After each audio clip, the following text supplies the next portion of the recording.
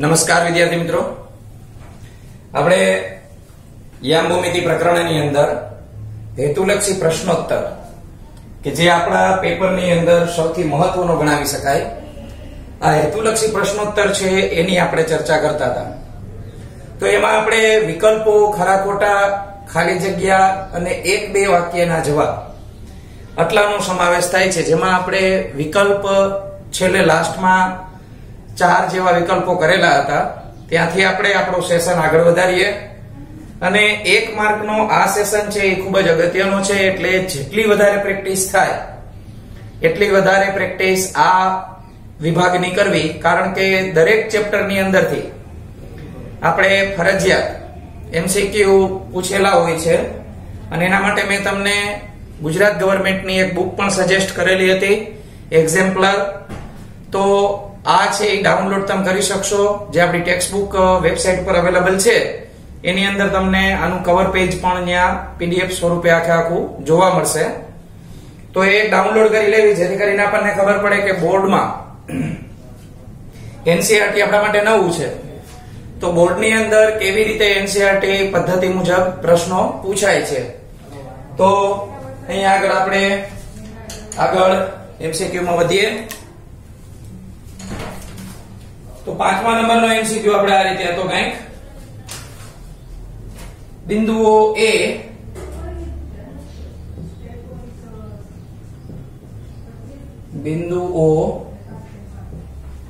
A 1 2 પછી O બિંદુ છે એના યામ આપ્યા છે 0 0 અને C બિંદુના યામ એ આપ્યા છે આપણને A અને B. સમરેખ હોય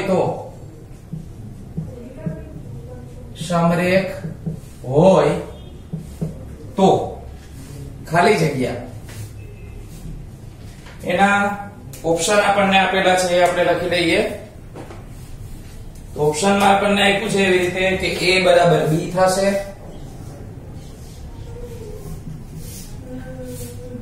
બીજો ઓપ્શન આપણને આપેલો છે A = 2B,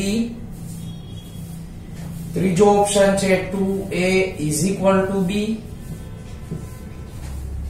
અને છેલ્લો ઓપ્શન આપેલો છે A = -B. તો આ MCQ છે એ તમારે જાતે ગણવાનો છે. MCQ ની અંદર કઈ રીતે થશે એ તમને સમજૂતી આપી દઉં. સમરેખ બિંદુ હોય એટલે આપણને ખ્યાલ છે કે કોઈ પણ બે નો સરવાળો ત્રીજા જેટલો થશે.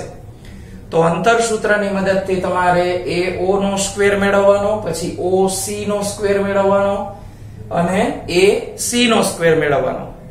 પછી બે જે તમને અંતર સૂત્રની મદદથી કોઈ પણ બે માપ મળે અને ત્રીજા માપ સાથે સરખાવવાથી આ રીતનું સમીકરણ આપણને મળશે. ત્યાર પછી આપણે જોઈએ 6થો MCQ. A ના યામ આપણને આપેલા છે 1 અને 3.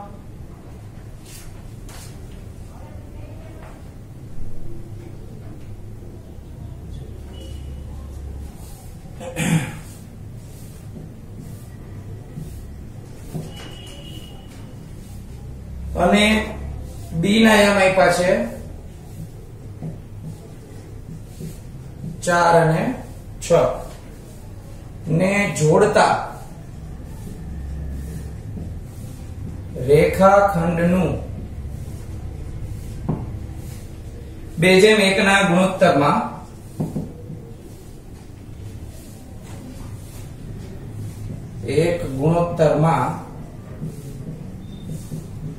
વિભાજન કરતા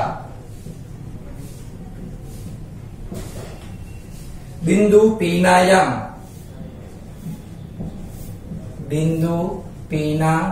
યામ ખાલી જગ્યા છે. તો અહીંયા આગળ આપણને જે બિંદુના યામ આપણને પૂછ્યા છે એના માટેનું જેમ પ્રમાણ પણ આપણને આપી દીધેલું છે. તો આ જેમ પ્રમાણ મુજબ આપણે એના ઓપ્શન જોઈએ. તો ઓપ્શન ની અંદર આપણને ડિટેલ આપી છે 2 4,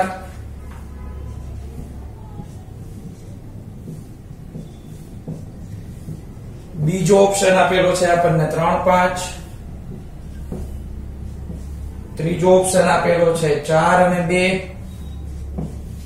અને ચોથો ઓપ્શન આપેલો છે 5 અને 3.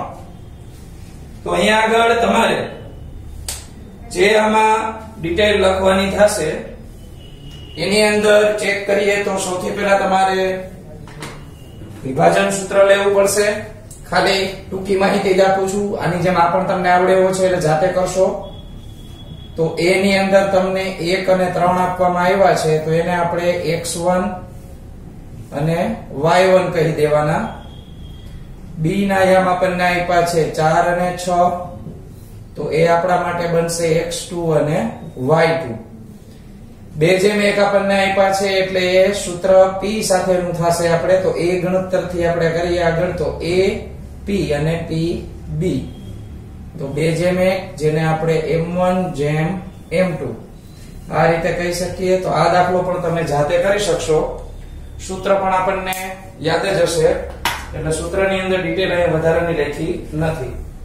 ત્યાર પછી આપણે જોઈએ તો હવે આપણે 5 6 જેવા વિકલ્પ લીધા. હવે થોડા ખરા ખોટા કરીએ.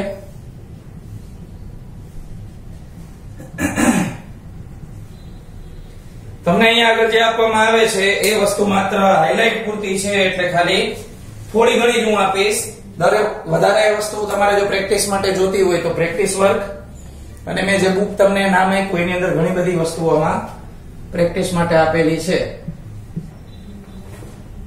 તો 0 5 0 -9 અને 3 6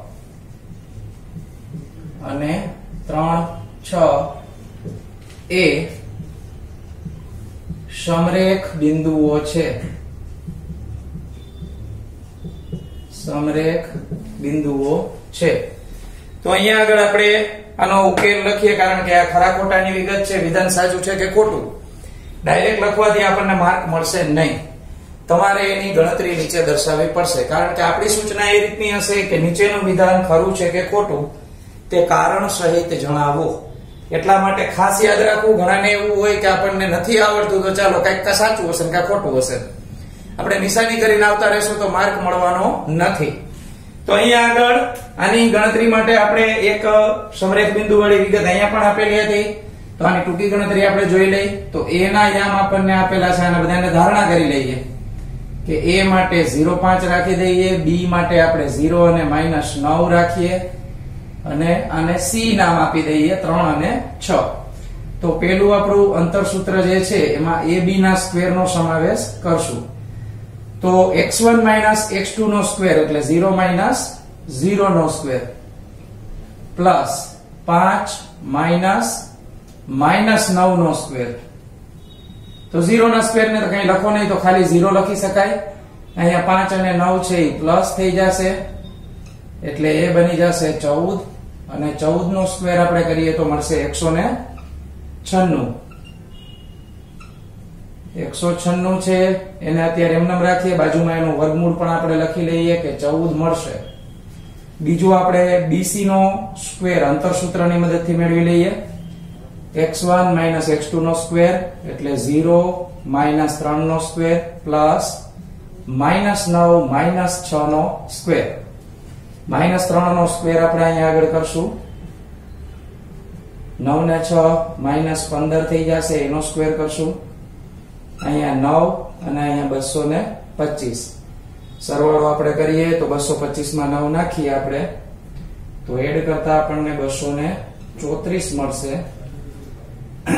આ BC નો સ્ક્વેર છે અને 234 નું વર્ગમૂળ આપણે મેળવવું પડે અવયવ પાડીને. અત્યારે આપણે એમના વર્ગમૂળમાં લખી નાખીએ. ત્યાર પછી જોઈએ આપણે તો એ છે AC. તો AC નો સ્ક્વેર માટે આપણે 0 -3 નો સ્ક્વેર અને પ્લસ કરીને 5 -6 નો સ્ક્વેર. અહીંયા -3 નો સ્ક્વેર થશે, અહીંયા 5 માંથી 6 જાય તો -1 નો સ્ક્વેર, 3 નો સ્ક્વેર 9, અહીંયા 1 નો સ્ક્વેર 1 રહેશે, તો -1 નો સ્ક્વેર આપણે +1 કરી નાખો. સરવાળો કરીએ તો આપણને 10 મળશે. આ AC નો સ્ક્વેર અને AC ની કિંમત આપણે જોઈએ તો વર્ગમૂળમાં 10 મળશે. હવે 234 ની જે વાત છે તો 234 ને આપણે 2 વડે ભાગાકાર કરી શકીએ. 234 જે અહીંયા આપણે વર્ગમૂળ કાઢવાનું, કારણ કે આપણે શું કરવાનું થશે, કોઈ પણ બે નો સરવાળો અહીંયા જે આપણને આપેલો છે, એક AB મળ્યા છે, એક BC ની કિંમત મળેલી છે અને એક AC ની કિંમત મળેલી છે. આ ત્રણમાંથી કોઈ પણ બે નો સરવાળો ત્રીજી બાજુ જેટલો થાય તો આપણે એને સમરેખ કહી શકીએ. 234 નું વર્ગમૂળ આપણે કાઢશું. તો 234 નું વર્ગમૂળ કાઢવા માટે આપણે જૂના અવયવ શીખેલા હતા એ જોઈએ. તો 2 વડે ભાગા લાવીએ. 1 2 2 1 2 2 1 વધે અને 7 117. તો હવે આપણે 117 છે એને આપણે જોઈએ તો આપણે આમાં 7 ને 1 8 8 ને 1 9, આનો સરવાળો 9 થાય છે. તો 3 વડે આને ભાગાકાર કરી શકાય. તો 3 વડે ભાગાકાર કરીએ. 3 3 9, 2 વધ્યા અને 9 3 27. અહીંયા 13 આવશે. અહીંયા 13 નો ભાગ આપણે 1 આવે થશે. તો માત્ર આપણને તગડો એક જ 2 વાર મળે છે. તો આનું વર્ગમૂળ કાઢવા માટે તમે 3 ને અંદર થી બહાર કાઢી શકો, કારણ કે 9 છે એનું વર્ગમૂળ અવેલેબલ છે અને 26 છે એનું નીકળશે નહીં. તો BC નું વર્ગમૂળ કંઈક આ રીતે મળશે આપણને. એક આપણે 3 ને બહાર રાખશું અને 26 ને અંદર રાખશું. તો વર્ગમૂળ કાઢ્યા પછી આપણને આવો આન્સર મળે. તો 3 આન્સર આપણે જોવાના થશે, એક આ અને એક આ. તમે ત્રણેય આન્સર ની અંદર ચેક કરશો તો 3 માંથી કોઈ પણ નો સરવાળો છે એ બીજી બાજુ સાથે ક્યાંય મેચ થતો નથી. આ 3 વર્ગમૂળ 26 નો સરવાળો વર્ગમૂળ 10 સાથે કરો તોય નથી થતું, 14 ની અંદર પણ ક્યાંય થતું નથી. તો આપણે અહીંયા લખી નાખશું કે આ વિધાન અસત્ય છે. આ વિધાન અસત્ય છે. અને એની ગણતરી આપણે રફમાં કરીએ કે અહીંયા કરીએ કે આપણે એક વખત તો લખવી જ પડશે. એટલે આપણે બને ત્યાં સુધી એવું કરવું કે ગણતરી છે એ નીચે જ ત્યાં દર્શાવી દેવી, એટલે આપણે કારણ સહિત જવાબ આપ્યો ગણે અને એ આપણી રીત પણ ચેક કરી શકે. ત્યાર પછી આપણે આગળ ખરા ખોટામાં વધીએ. હવે દાખલા નંબર 2 માટે આપણી પાસે કઈક એક વિગત આ રીતની છે, થોડી નવી આપેલી છે એટલા માટે અહીંયા આકૃતિ પણ દોરી નાખી છે મેં તમારા માટે. A ના બિંદુના યામ આપ્યા છે -10 અને B ના યામ આપ્યા છે 7 અને -6 ને જોડતા રેખાખંડ ના લંબ દ્વિભાજક અને y અક્ષનું છેદબિંદુ 0 7 છે, આવું આપણને કહેવામાં આવ્યું છે. તો સૌથી પહેલા આપણને આલેખની અંદર મેં તમને દર્શાવી દીધી કાચી આકૃતિ કે -1 0 અહીંયા આવે, x અક્ષમાં -1 અને y નો 0, 7 અને -6, x અક્ષમાં 7 y માં -6, એટલે એ બેને જોડ્યા એટલે રેખાખંડ આપણને મળ્યો આ રીતે AB રેખાખંડ મળે છે. હવે આનો લંબ દ્વિભાજક કોને કહેવાય તો કે બરોબર વચ્ચેથી ને આમ 90 અંશ બનાવતો જે લીટો જાય એને લંબ દ્વિભાજક કહેવાય. હવે આપણે ગણતરી કરીને કરવું પડે, અહીંયા તો આપણે દોરી નાખીએ તો સાચો જવાબ આપણને મળવાની શક્યતા થોડીક ઓછી રહે. તો સૌથી પહેલા આપણે એક કામ કરીએ આની અંદર કે દ્વિભાજક એટલે એનો અર્થ એવો થશે કે તમારે એનું મધ્યબિંદુ બે હરખા ભાગ કરે એ મધ્યબિંદુ મેળવવાનું થાય. તો આપણે રેખાખંડ AB નું મધ્યબિંદુ મેળવીએ પહેલા કે રેખાખંડ AB ના મધ્યબિંદુના યામ. તો આ યામ મુજબ આપણે સૂત્ર આપણને ખ્યાલ છે x1 + x2 છેદમાં 2 y1 + y2 છેદમાં 2. એક માર્કની વિગત છે એટલે હું સૂત્ર નથી લખતો, આ બંનેનો આપણે કરીએ સરવાળો. -1 અને 7 છેદમાં 2, 0 અને -6 છેદમાં 2. અહીંયા આપણી પાસે મળે 6 ના છેદમાં 2, અહીંયા આપણને મળે -6 ના છેદમાં 2. તો આપણને ગણતરી કરતા મળે 3 અને અહીંયા મળશે આપણને -3. તો એક વસ્તુ આપણને ખ્યાલ આવી ગઈ કે x અક્ષમાં 3, જો x અક્ષમાં 3, y અક્ષમાં -3 અહીંયા. તો આ બંને જે જગ્યાએ મેચ થાય એ જગ્યાએ આપણે અહીંયા એનું લંબ દ્વિભાજકનું બિંદુ જે છે દ્વિભાજક વાળું એ અહીંથી આ લીટો આમ પસાર થાય, લંબ દ્વિભાજક વાળો કે જે 90 અંશ આની સાથે બનાવે. તો હકીકતમાં એ જોઈએ તો આપણે આ રીતે આમ લંબ દ્વિભાજક છે એ પસાર થતો હોય. જો એટલે આ રીતના ચોરસ અહીંયા બની જાય 90 અંશનો ખૂણો. હવે એના માટે આપણને કીધું છે કે આ છેદ લંબ દ્વિભાજક છે અને y અક્ષ એટલે ઉભો લીટો, આને x અક્ષ કહેવાય. આ y અક્ષ નું છેદ બિંદુ 0 અને 7 છે. તો 0 અને 7 આવે ક્યાં? x માં 0 અને y માં ઉપર જાય તો 7 આવે. જ્યાં ઉપર મેં લખ્યા નથી આંકડા. y અક્ષ ની અંદર નીચે માઇનસ માં મળે, અહીંયા ઉપર જતા આપણને 7 આગળ જતા મળે. પણ આમાં તો 7 ઉપરથી અહીંયા ક્યાંયથી પસાર જ નથી થતો. આપણો લંબ દ્વિભાજક તો અહીં નીચે માઇનસ માં પસાર થાય છે. તો હકીકતમાં જો અહીંયા 0 અને -7 આપ્યા હોત તો આપણું વિધાન સાચું બનત. અહીંયા આગળ આ વિધાન છે એ ખોટું છે. તો આપણે લખી નાખીએ કે આ વિધાન અસત્ય છે. તો આ ગણતરી અને આકૃતિ ખાલી તમારી માટે જાણ માટે છે, એટલે તમને પ્રેક્ટિકલ પણ સમજાય, ખબર પડે કે કઈ રીતે લંબ દ્વિભાજક ક્યાંથી પસાર થાય છે. y અક્ષને નીચે માઇનસમાં છેદે છે, છતાં પણ આપણને વિધાનની અંદર પ્લસમાં છેદે છે કે નહીં એવું પૂછવામાં આવ્યું છે. ત્યાર પછી આપણે જોઈએ નંબર 2.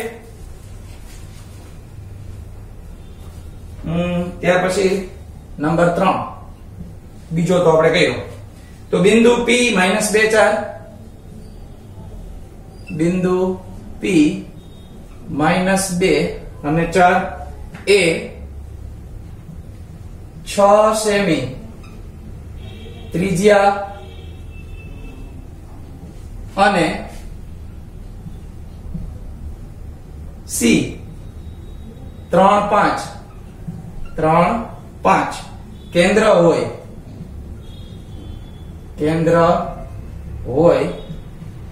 તેવા વર્તુળનું બિંદુ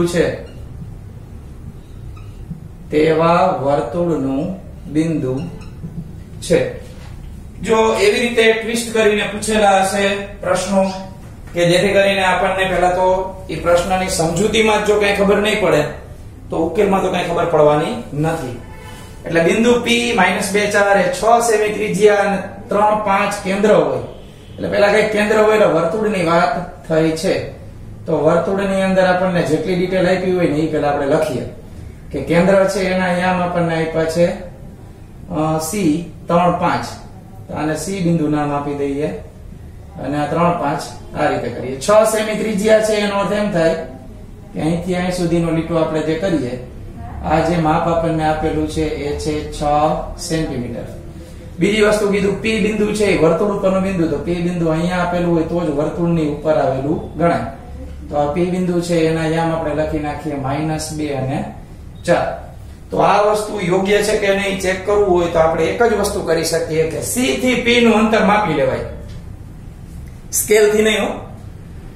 તમારે અંતર સૂત્રની મદદથી CP નું અંતર સૂત્ર લગાવી અને જવાબ મેળવો. જો તમને 6 મળે તો વિધાન સાચું, ન મળે તો વિધાન ખોટું. ચેક કરીએ આપણે તો CP નો સ્ક્વેર x1 x2 નો સ્ક્વેર પ્લસ y1 y2 નો સ્ક્વેર. તો અહીંયા આગળ આપણા માટે x1 અને x2 આ રીતે આપેલા છે 3 -2 આખાનો સ્ક્વેર, y1 એટલે 5 4 નો સ્ક્વેર. માઇનસ પ્લસ કરશું આપણે એટલે 2 છે એ પ્લસ થઈ જશે, અહીંયા 1 વધશે, 3 ને 2 5 થઈ જાય અને અહીંયા 1 ના 1. તો આપણને મળે 5 નો વર્ગ 25, 25 માં 1 ઉમેરશું તો 26 મળશે.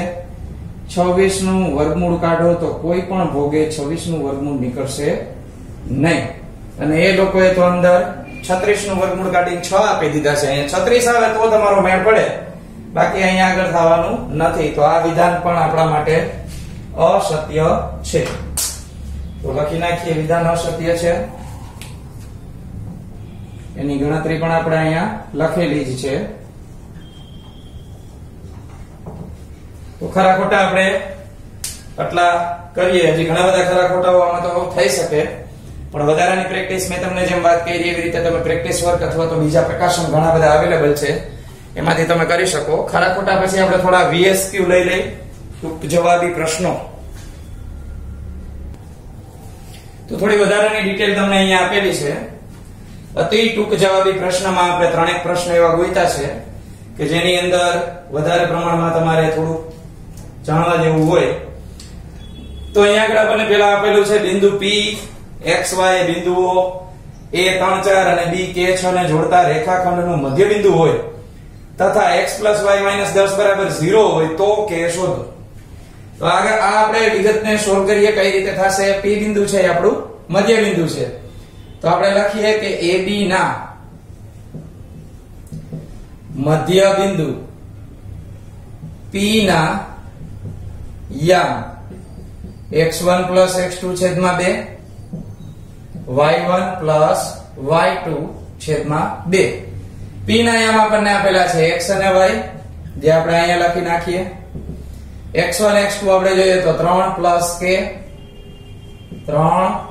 k છેદમાં 2 અને 4 + 6 છેદમાં 2. પહેલા સાથે પહેલાને સરખાવશું, બીજા સાથે બીજાને સરખાવશું.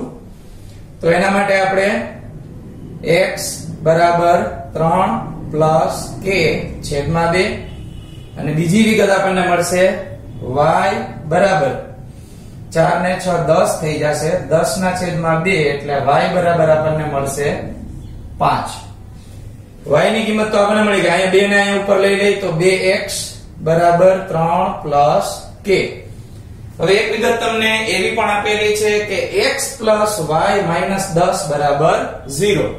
તો હવે આપણે શું કરવાનું થશે એ તમને કહી દઉં કે જે વિગત આપણને આપવામાં આવી છે x + y વાળી, એને આપણે લખીએ અહીંયા x + y - 10 બરાબર 0. એમાં y ની કિંમત મૂકી દઈએ તો y ની કિંમત આપણને મળી છે 5. તો આ કિંમત પ્રમાણે આપણે જો આગળ વધીએ તો અહીંયા -5 વધે, સામે લઈ જશું તો x ની કિંમત આપણને મળશે કેટલી? 5. તો x ની કિંમત પાછી આમાં તમે મૂકો, એને હું તમને બ્લુ માર્કરથી હાઇલાઇટ કરી દઉં. આ વિગત જે આપણે બાકી રાખી દીધી છે એમાં y ની કિંમત પહેલા આપણે આમાં મૂકી એટલે x ની કિંમત મળી. આ x ની કિંમતને આમાં મૂકવાથી k ની કિંમત આપણને મળે. તો અહીંયા થોડીક જગ્યા છે તો ગણતરી કરી દઉં છું. 3 + k છેદમાં 2, x ની જગ્યાએ આપણે 5 લખશું, આ 2 ગુણાકારમાં આવશે તો 3 + k. 3 + k એટલે 3k ન થાય, યાદ રાખજો. 10 માંથી 3 બાદ કરીએ તો k ની કિંમત આપણને મળે 7. તો એ આટી બુટી વાળા પ્રશ્ન છે, એવા પણ આપણને પૂછી શકે. આ સ્ટેપ પહેલું, આ સ્ટેપ બીજું, આ સ્ટેપ ત્રીજું, આ રીતે ગણતરી આખી કરવાની થાય. ત્યાર પછી બીજો આપણે VSQ જોઈએ તો આપણને 3 ત્રિકોણના શિરોબિંદુઓના યામ આપી દીધા. આ 3 યામ છે એના પરથી આપણે કયા પ્રકારનો ત્રિકોણ બનાવશે એ આપણે જાણવાનું છે. તો જો તમને પાયથાગોરસ ત્રિપુટી મુજબ સોલ્વ થતું હોય તો આપણે એને કાટકોણ ત્રિકોણ કહી શકીએ. ક્યારેક એવું બને કે ત્રણેયના સરખા મળે તો એને સમદ્વિબાજુ. આ બધી ડિટેલ આપણે અગાઉ આપેલી છે એટલે આનો જવાબ તમે જાતે આપી શકશો. આ છેલ્લો દાખલો જોઈએ તો -4 - 6 -1 7 ને જોડતા રેખાખંડનું x અક્ષ કયા ગુણોત્તરમાં વિભાજન કરે છે તે શોધો અને વિભાજન બિંદુના યામ પણ શોધો. તો સૌથી પહેલા આપણે આની અંદર જો જોઈએ તો આ બિંદુને -4 અને -6 ને અહીંયા લખી નાખીએ. b ના યામને આપણે -1 અને 7 ને અહીંયા લખીએ. x અક્ષનું બિંદુ છે અને p તરીકે ધારી લઈએ તો એના y યામ છે એ 0 હોય. કયા ગુણોત્તરમાં વિભાજન કરે છે તે શોધવાનું છે.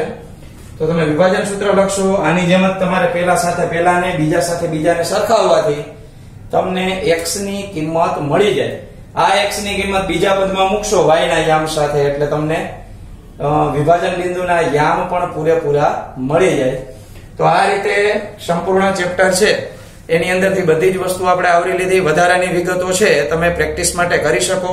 આમાં તો જેટલું કરીએ એટલું ઓછું કહેવાય, કારણ કે ગણિતની અંદર પ્રેક્ટિસ જેમ વધારે કરશો એવી રીતે જ તમને વધારે આવડશે. આ બધા MCQ અને દાખલાઓ છે એ ફેરબુકમાં ઉતારી લેવા. આપણે નેક્સ્ટ ટાઈમ નવા પ્રકરણથી શરૂઆત કરશું.